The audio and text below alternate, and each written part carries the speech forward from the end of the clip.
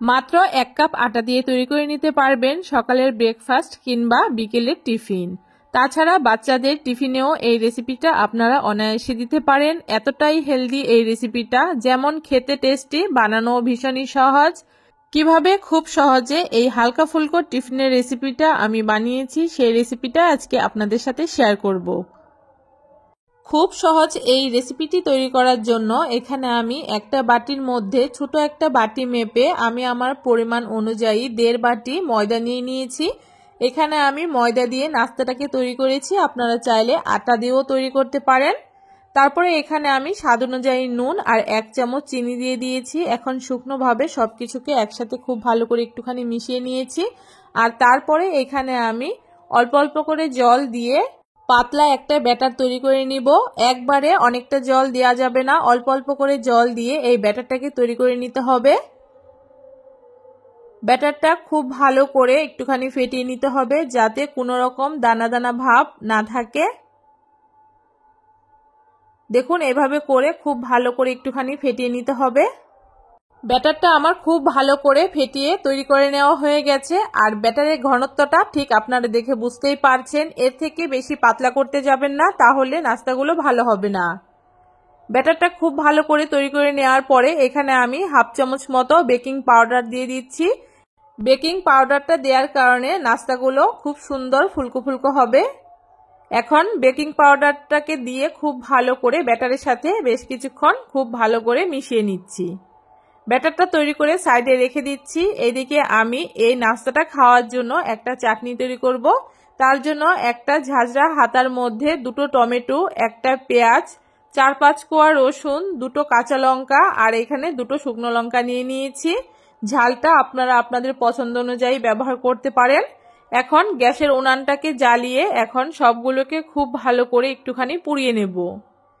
কিছুক্ষণ পুড়িয়ে নেওয়ার পরে শুকনো লঙ্কা আর কাঁচা লঙ্কাটাকে নামিয়ে নিয়েছি, তা না হলে বেশি পুড়ে যাবে। এখন টমেটো, পেঁয়াজ আর রসুনগুলোকেও আরও বেশ কিছুক্ষণ একটুখানি পুড়িয়ে নিচ্ছি। দেখুন, সবগুলো খুব সুন্দর আমার পুড়িয়ে নেওয়া হয়ে গেছে।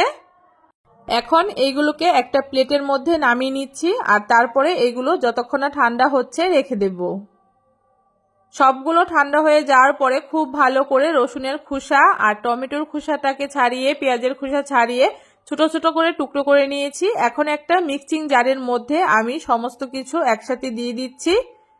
কোনো রকম জল ছাড়া খুব ভালো করে মিহি একটা পেস্ট তৈরি করে নিয়েছি। দেখুন, পেস্টটা ঠিক এরকম করে তৈরি করে নিতে হবে। খুব বেশি দানা দানা থাকলে এই চাটনিটা কিন্তু ভালো লাগবে না খেতে। এখন উনানে একটা কড়াই বসিয়ে দিয়ে সামান্য একটু তেল দিয়ে এইখানে সর্ষে দিয়ে দিচ্ছি 1/2 চামচ মতো। সর্ষেটা খুব ভালো করে ফুটে গেলে এখানে আমি 4-5টা কারি পাতা দিয়ে দিচ্ছি। কারি পাতাটা দেওয়ার কারণে এই চাটনিটার টেস্টটা অনেকটাই বেড়ে যাবে, তাই অবশ্যই কারি পাতাটাকে এখানে দেওয়ার চেষ্টা করবেন। খুব বেশি পোড়া পোড়া করে ভাজার প্রয়োজন নেই। তারপরে দেখুন, আগে থেকে পেস্ট করে রাখা টমেটো, কাঁচা লঙ্কা, শুকনো লঙ্কা, রসুন আর পেঁয়াজের পেস্টটাকে দিয়ে দিচ্ছি। এখন স্বাদ অনুযায়ী কিছুটা নুন আর সামান্য একটু চিনি দিয়ে দিচ্ছি। এই চাটনিটা হালকা একটু মিষ্টি মিষ্টি হলে খেতে ভালো লাগে।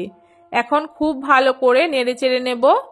যতক্ষণ না চাটনির জলটা একদম শুকনো শুকনো হয়ে যাচ্ছে ততক্ষণ খুব ভালো করে একটুখানি রান্না করে নেব।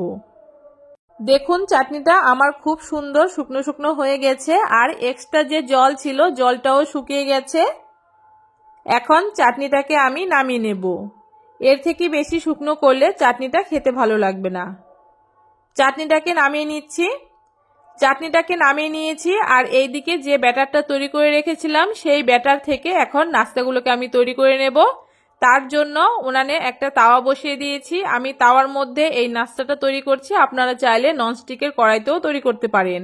এখন 1 চামচ ব্যাটার আমি তাওয়ার মধ্যে দিয়ে দিয়েছি। এখন উনানের আঁচটাকে মিডিয়াম টু লোতে রেখে এই নাস্তাটা আমি রান্না হতে দেব।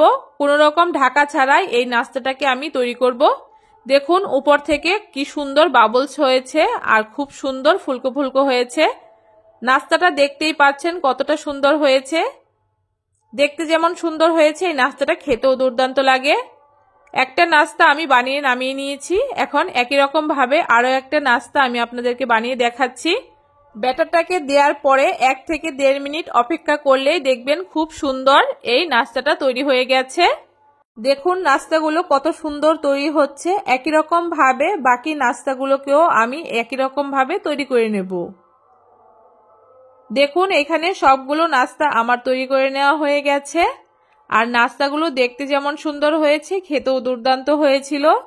সকালের জলখাবারে কিংবা বাচ্চাদের টিফিনে অনায়াসে এই রেসিপিটা আপনারা তৈরি করে দিতে পারেন।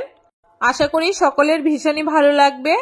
কেমন লাগলো আজকে এই নাস্তার রেসিপি অবশ্যই কমেন্ট করে জানাতে ভুলবেন না। ভিডিওটা ভালো লাগলে অবশ্যই সবার সাথে শেয়ার করে দিয়ে আমার চ্যানেলটাকে সাবস্ক্রাইব করে দেবেন।